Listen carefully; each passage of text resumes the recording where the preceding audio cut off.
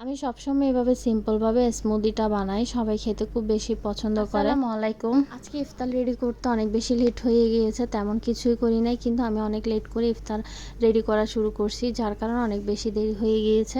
আর এখন আমি রোলগুলো ভেজে নিচ্ছি এখানে। আজকে বেশি কিছু করছি না, তাও কেমন জানি লেট হয়ে গিয়েছে।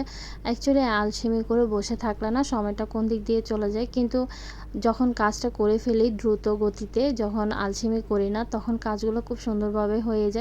আর এখন আমি রোলগুলো ডিমের মধ্যে দিয়ে বানিয়ে নিচ্ছি। আমি খুব সহজ উপায়ে রোলগুলো বানিয়েছিলাম, স্প্রিং রোল পাটিসাপটার মতো করে। পিঠা যেভাবে বানাই ঠিক সেভাবে বানিয়ে আমি রোলটা শুধু ভিতরে পুরটা দিয়ে দিয়েছি। আর আমি এখন ডিম দিয়ে ফ্রাই করছি। রোলটা ভাজলে খুব বেশি ভালো লাগে।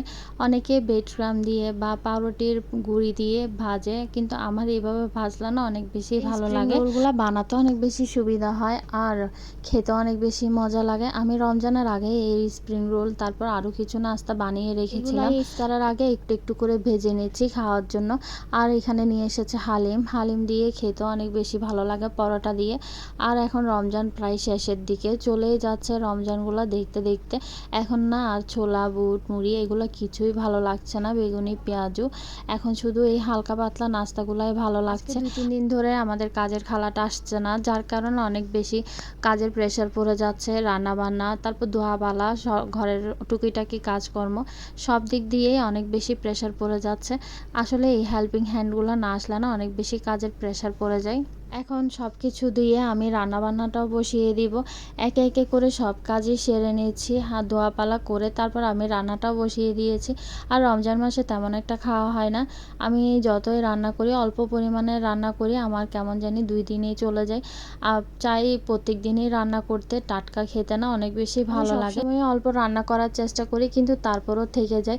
আর পরে দেখা যায় থেকে গেলে তখন আর পরে খেতে ইচ্ছা করে না।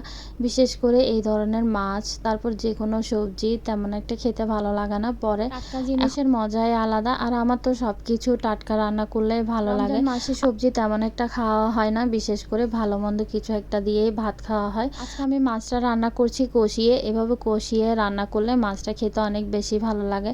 আর এই ছোট ছোট মাছগুলো বিশেষ করে আমার অনেক বেশি ভালো লাগে। কষানোর সময় আমি কিছু টমেটো একসাথে পেঁয়াজের সাথে কষিয়ে নিয়েছিলাম। আর এখন অল্প কিছু দিয়ে দিচ্ছি। টমেটো দিয়ে একসাথে আমি ভালোভাবে কষিয়ে নিব। আর এই টমেটো দিলে আমার কাছে খুব বেশি ভালো লাগে, মাছটা খেতে অনেক বেশি মজা লাগে। আমার মেয়েরাও খুব বেশি পছন্দ করে খেতে, যার কারণে আমি টমেটো দেওয়ার চেষ্টা করি, বিশেষ করে মাছের মধ্যে।